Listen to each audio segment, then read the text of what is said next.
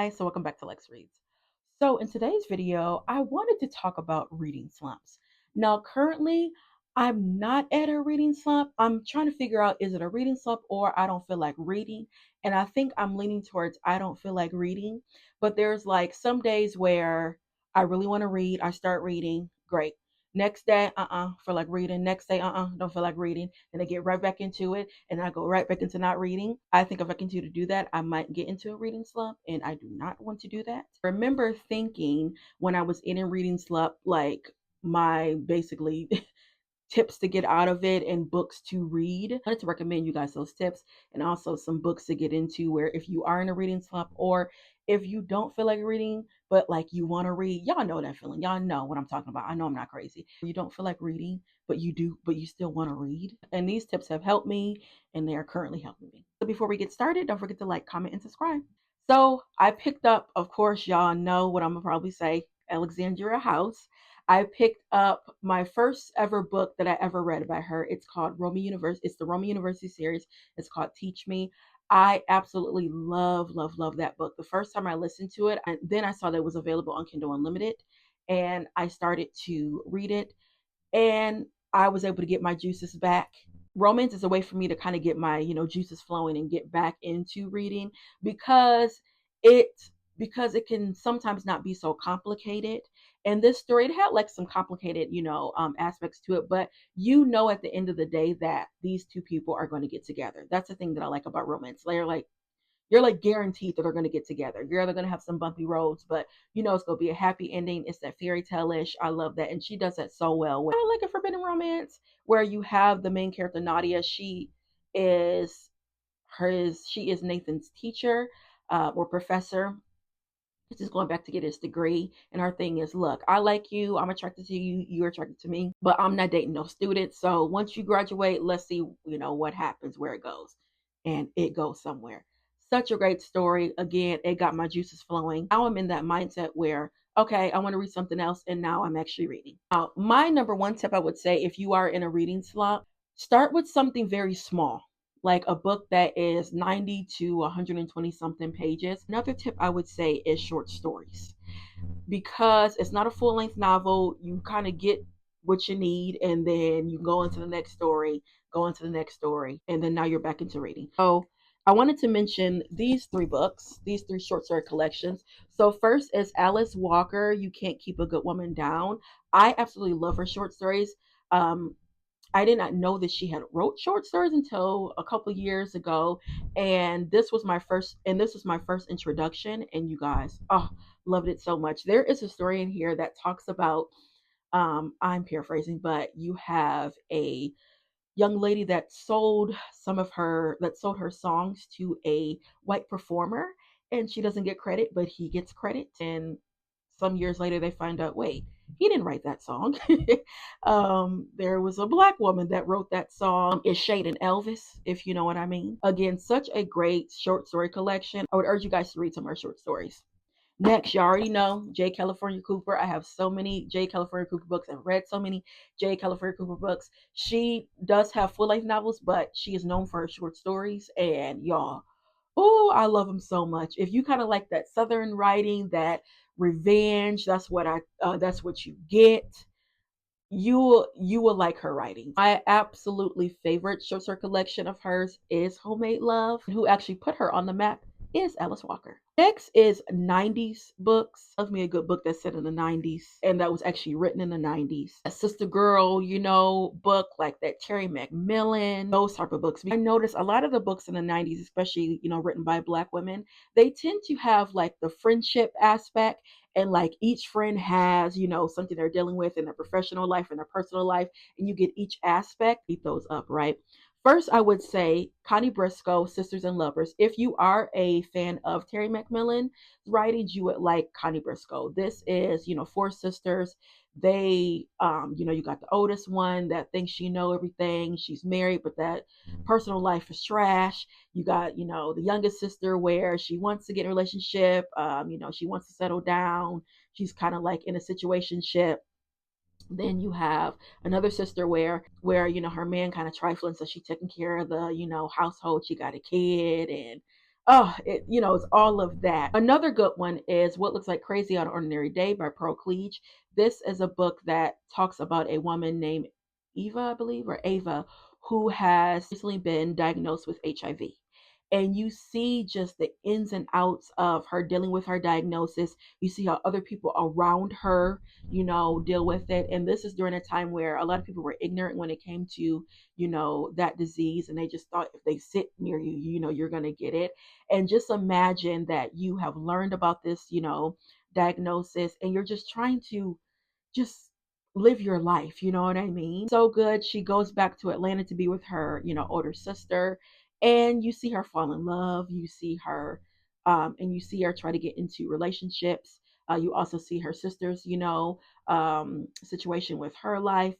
Such a great story. Next is historical fiction. I love historical fiction. That always gets me out of a reading slump, also, because I love the fact that you are learning about a new person. You're learning about a person sometimes that you don't know, or if you do know, you don't know, every aspect of their lives.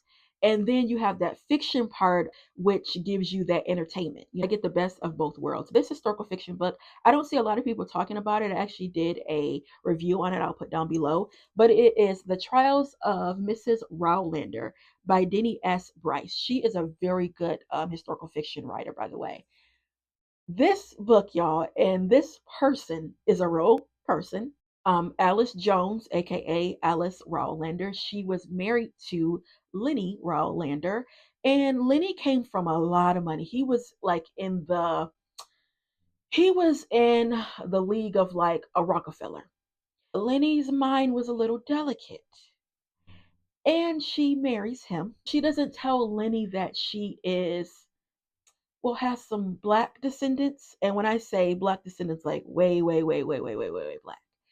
But of course, during the 1920s, if you have a great, great, great, great, great, great, great grandfather that is black, you consider color.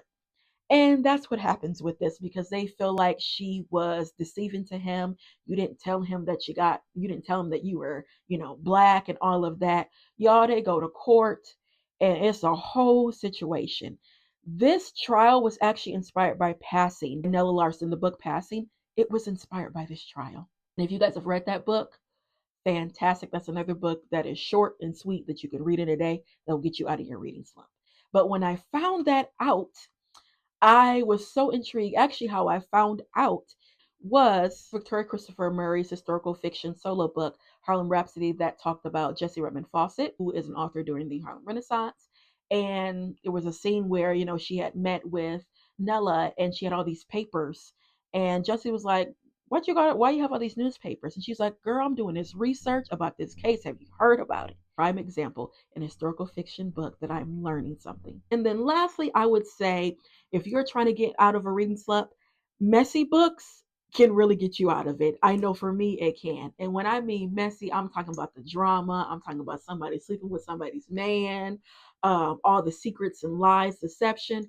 Oh, that can be so good. Also, generational stories, that can be good because it's a lot of tea. So the first recommendation I would say is Donna Hill, An Ordinary Woman. I love Donna Hill. I always talk about Donna Hill because she is an author that does not get a lot of praise and recognition, and she has written so many books, y'all. She's actually come out with a new book this year, I believe. And of course, I will be talking about it. I will be getting it and reading it. But Donna Hill she's a goat in my eyes. Um, if you like again Terry McMillan, a Diane McKinney Westone, a who else? Benisa McFadden, you will like this because she gives serious bits, but then she also gives you the entertainment where it's a good balance. And this one, you have three friends that they've known each other since they were children, right? And you have one of the friends where she's real kind of innocent, quiet, and she develops a friendship with a woman that, like, I tell her like it is. She kind of gets her out of her, shadow and out of her shell. But then there is some deception, some lies, and all of that, y'all. Oh, this was so good. Next is In West Mills by Deshaun Charles Winslow. This is a book full of gossip, and I love it. It's like a very small town that know everybody's business. Y'all, that will definitely get you out of reading slump. I know, again, for me, it really does. And if you have a book that has a small town and everybody know everybody's business, come on now. You have a woman named Not, and she is from a small town, and Not does what she wants, when she wants, how she wants, where she wants it. She kind of reminds you a little bit of Sula from Terry McMillan, where I don't care what anybody says, I'm gonna do exactly what I want to do. And if you don't like it, you don't like it. She's like that, but she gets herself in situations, and it's kind of like, not, girl, why? Because some stuff you are going to affect other people, but I still have a appreciation for Not because she was so authentic. And then you see the people around her, the town. Again, it's such a good time. You see, I tabbed it. I think this was a book club pick, and this is another great conversational piece. This is another good book um, for a book club discussion. Now, these last two books, these you either like them or you don't like them. It's kind of like, oh, it's not in between. They're not books that I feel like I'm contradicting myself because they're the same books I would recommend, but the characters will get on your nerves, and it's like the things that they put themselves into, it's like they were so, you didn't have to put yourself into them. It was just so unnecessary. First, I would say Queenie by Candace Carty Williams. I remember when this book came out, everybody and their mama was talking about it because mainly the cover at first. The cover always, the cover, I remember it caught my eye, and I'm like, oh, I just have to have it for the cover. But then when I start getting into the synopsis, I said, huh, this might be some mess that I want to get into. And it was. This actually also turned into a limited series on Hulu. I tried to watch it and it did not do anything for me. I know my sister watched it and she really enjoyed it, but she hadn't read the book. But I would say, although this book, like I said, you either love it or hate it. I'm glad I read it. It's not a book that I would just say you have to go out and read. So again, I think this is a book to get you out of your reading slump because it is so messy. Say read it with caution because there are some, trigger warnings a little bit. It's talking about, some sexual abuse, a lot, abandonment issues, you know, things of that nature. This is a woman that she has recently broke up with her boyfriend that is white. And I say that because he is a white man that has a fetish when it comes to black women. He likes, their bottoms. He likes their lips. He likes their breasts. He thinks black women, they put out. And she knows all of this, about him. But he's broken up with her. So she just not all the way there. So in order to kind of get out of, you know, kind of like coping with her being with the recent breakup, she proceeds to sleep with men, random men, and then every time she sleeps with them, and then every time she sleeps with them, she goes to the clinic to get tested. And she does it over and over and over again. And you realize, oh baby, something right here is not clicking. Again, this is a woman that has some trauma, past trauma in her life. Another book that kind of has a little bit similar vibes is Luster by Raven Leilani. I know a lot of people that read Queenie, this was recommended and saying, like, if you kind of like that book or if you want something a little similar, read this.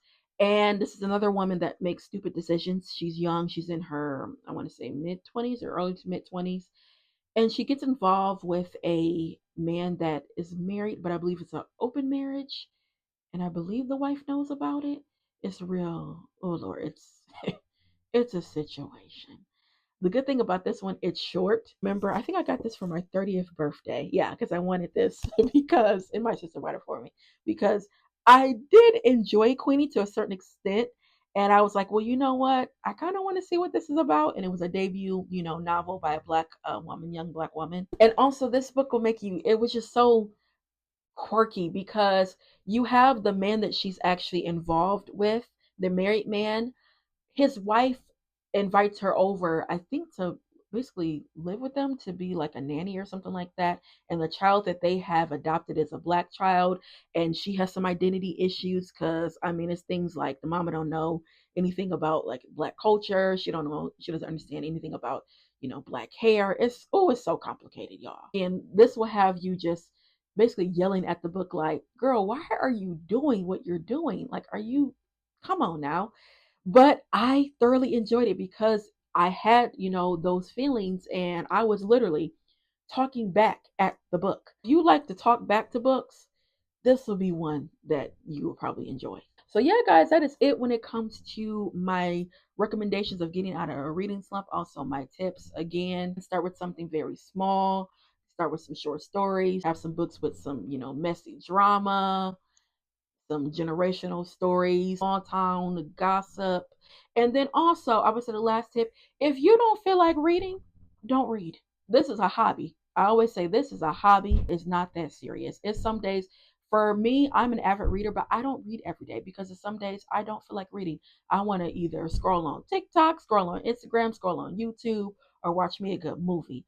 I don't feel like reading. So if you don't feel like reading, don't force yourself to read, because that's going to get you even in a more, reading slump, and it'll be months, and we don't want to do that. We want to read often. You don't have to read every day, but read often, and that's what I do. I read often. But yeah, guys, that's all I have for you, and I'll be back with more black books. Bye.